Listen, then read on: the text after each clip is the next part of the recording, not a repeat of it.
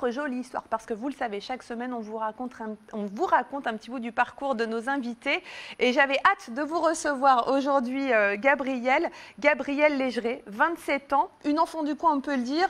Vous avez grandi dans la campagne tourangelle. Où exactement ? J'ai grandi à Reny, un petit village entre Vouvray et Amboise. Alors à Reny, on imagine une enfance formidable avec des animaux, des chevaux, je crois que vous êtes cavalière. Oui.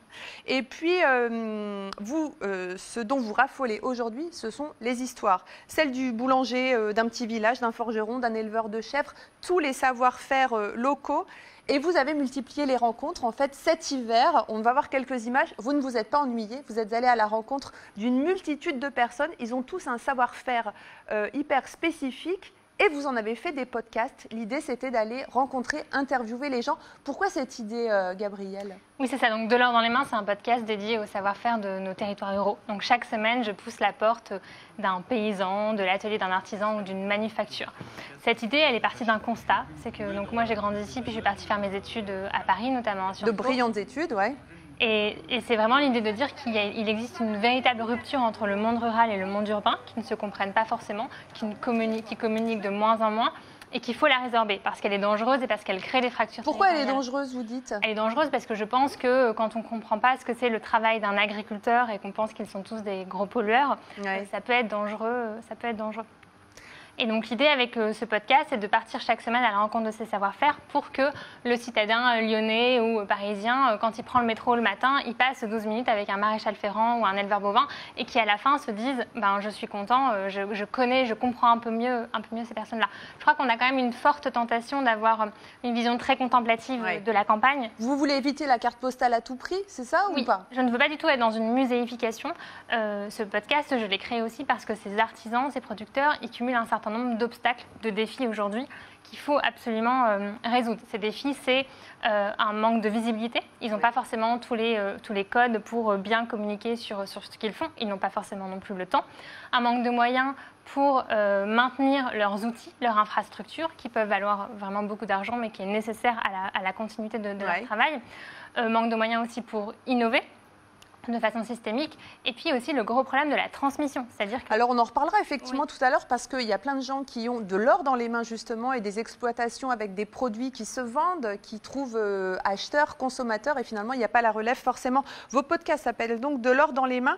L'idée c'était aussi de se dire, je ne vais pas non plus faire des caricatures, je veux de vraies personnes, je veux le vrai boulanger. Je crois que tu connais d'ailleurs un peu les gens qui ont été interviewés, parce que pour le moment on est plutôt sur des gens qui travaillent autour de votre village.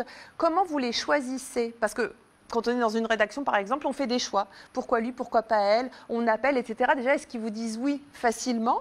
Et puis, comment vous les castez ? Alors, j'ai commencé vraiment autour de chez moi, autour de Reny, par ce que je connais. Puis en fait, ça s'est très vite dessiné de bouche à oreille. Ouais. Et en fait, maintenant, je commence à aller dans le Berry, dans le Loiret. Au bout d'une vingtaine de podcasts, finalement, le succès est grandissant. Oui, c'est vrai que ça marche bien. Et alors, ce qui est marrant, c'est qu'en fait, à chaque fois que je leur propose, il y a d'abord un sentiment d'illégitimité. Ouais, pourquoi moi ? Non, mais pourquoi moi ? C'est pas forcément intéressant ce que je vais dire. Les gens ne s'intéressent pas à moi. Ça, c'est vraiment la première réaction qui est assez unanime. Ouais.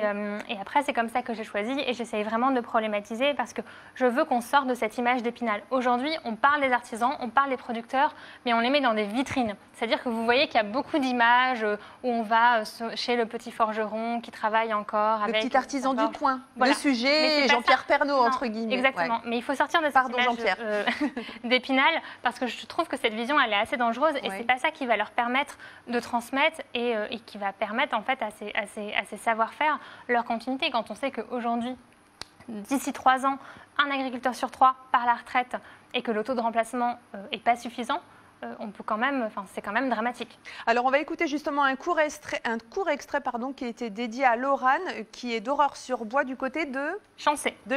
On écoute. Et quelle est l'origine de la dorure ? Parce que c'est quelque chose que on voit dans nos châteaux, dans nos musées, partout dans une ville comme Paris quand on se balade. Et il y en avait aussi chez les Égyptiens, je crois. C'est quand même quelque chose de très très ancien. Oui, alors l'origine de la technique de la dorure à la feuille, on dit que ça remonte justement à l'Égypte antique. Les premiers exemples de dorure à la feuille on les trouve notamment sur le tombeau de Toutankhamon. Donc, et c'est vraiment la même technique qu'on utilise encore aujourd'hui, avec certaines modifications bien sûr, mais les prémices de la technique se retrouvent à cette époque. Donc ça s'appelle de l'or dans les mains. Pas franchement un hasard si vous en êtes là aujourd'hui. On a bien compris que vous étiez rennoise. Donc votre enfance, c'est en Touraine. Ensuite, vous partez à Paris, diplômée de sciences politiques. Vous allez traverser l'Atlantique, direction New York. Vous allez y travailler. Et puis, alors là, on est bien loin du c'est pas New York, là. Non, là, c'est pas New York. Là, on est en famille. On est bien loin de l'éleveur de chèvres, du meunier. Quel est votre plan de carrière? Là, juste après, vous avez 27 ans, juste après vos études, vous dédiez à quoi? Il n'y a pas vraiment de plan de carrière. En tout cas, ce que je savais, c'est que j'avais envie d'engagement. Je pense que ça se dessinait plus vers la haute fonction publique parce que je pensais préparer les concours. Ouais. Et il se trouve que pendant mes études, en fait, j'ai contribué à créer l'association Chemin d'avenir, Ouais. qui est une association qui accompagne et promeut les collégiens et lycéens des zones rurales et des petites villes. Ouais. Parce que j'ai vraiment eu le sentiment que quand on habitait dans une grande métropole, on n'était pas du tout dans une même égalité de destin que quand on grandit au cœur d'une grande ville. Vous avez eu ce sentiment-là quand vous étiez, vous, à Reny? Vous vous sentiez pas du tout exposé aux mêmes choses que les petits Tourangeaux? Absolument. Pas forcément. Tours est une petite métropole, mais par exemple, quand je suis arrivée à Paris et que je me suis retrouvée en Hippocagne avec des gens qui avaient grandi à Paris et qui allaient au musée et au cinéma tous les week-ends, ouais. mais qui avaient aussi accès à des opportunités académiques que j'avais pas, Ouais. par exemple, pour préparer un concours. Il y avait une petite déconnexion. Il y avait un décalage et qui est difficile en fait à rattraper. Ouais. Et vraiment la question de la mobilité, je pense que c'est un peu le nerf de la guerre parce que quand on habite dans un petit village loin d'une grande métropole, qu'on rêve de devenir journaliste, pour faire un stage à la Nouvelle République, il faut que les parents aient le réseau suffisant, il faut que les parents puissent les amener. Ensuite, quand on veut faire une école de journalisme, il faut avoir les moyens d'habiter, enfin de partir de chez ses parents en fait et d'avoir les moyens de financer un logement. Et tous ces obstacles s'enchaînent et freinent les jeunes dans leur aspiration. Donc, Et c'est pour ça que vous vous retrouvez à Chemin d'avenir. Voilà. Un côté militant quand même à Chemin d'avenir. Oui, oui, absolument. C'est l'idée de se dire qu'il faut absolument qu'il y ait une prise en considération de la situation des jeunes ruraux qui représentent quand même 65% de la jeunesse française. Ouais. Et jusqu'à il n'y a pas très longtemps, il n'y avait aucun dispositif qui leur était destiné et les dispositifs d'égalité des chances ne leur étaient pas bénéfiques. Vous avez 27 ans, vous avez de l'or dans la voix, en tout cas au bout du micro que vous tendez aux gens. Vous connaissez bien la campagne, les problématiques, on l'a bien compris, puis on le sent aussi dans votre engagement. On va voir quelques images pour terminer cette interview. C'est un monsieur qui habite, je crois, du côté de Neuilly-le-Lierre. Il élève des petites chèvres, là, vous les avez sur les genoux. Et vous faites ce constat assez triste, on le disait. Ce monsieur fait du travail pour lequel il est rétribué. Il y a une vraie clientèle en face, mais il n'y aura pas de relève.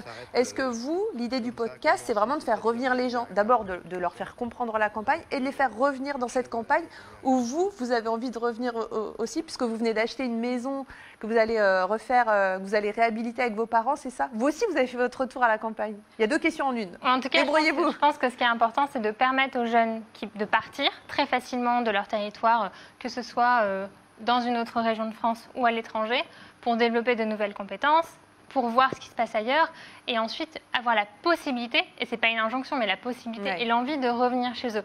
Je pense à un ami qui revient reprendre l'exploitation agricole de son père, après avoir fait un tour de France, des initiatives qui existaient en maraîchage bio, en élevage bovin bio, pour en fait permettre un renouveau, mais en ayant aussi bougé.